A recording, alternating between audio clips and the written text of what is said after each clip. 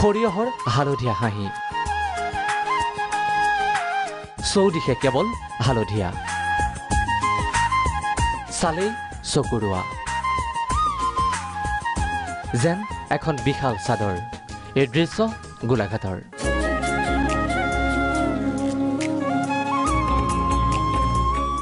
চুঙিহুৰা হেলচিত টুমনি চাপৰি সৰিয়হতলী এয়া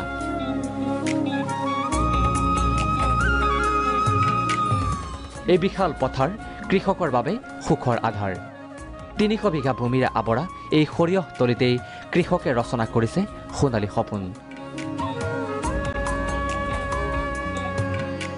৩০টাকৈ পৰিয়ালৰ কষ্ট আৰু কৃষি কৰ্মৰ প্ৰতি থকা উদ্যমৰ ফচল এয়া আমি ইয়াত প্ৰায় ৩০০ বিঘা খেতি কৰিছোঁ আমি প্ৰায় ৩০ ঘৰ মানুহে খেতি কৰিছোঁ কেৱল সৰিয়হ খেতি কৰিয়েই বছৰি আয় ৭০-৮০ হাজাৰ টকা প্ৰায় বছৰি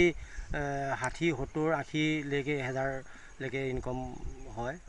চাকৰি নহয় চাপৰি এওঁলোকৰ জীৱন জীৱিকা কৰ্মহীন বহুলোকৰ বাবে এওঁলোকেই অনুপ্ৰেৰণা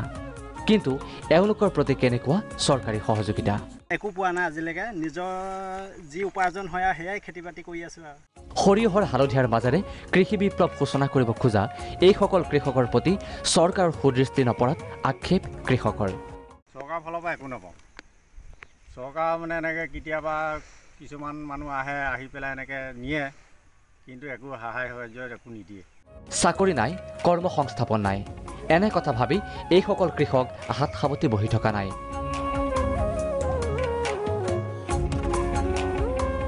সৰু সৰু সৰিয়হৰ গুটি সিঁচি ডাঙৰ সপোন কিদৰে দেখিব পাৰি এওঁলোকে যেন দিছে বুজাই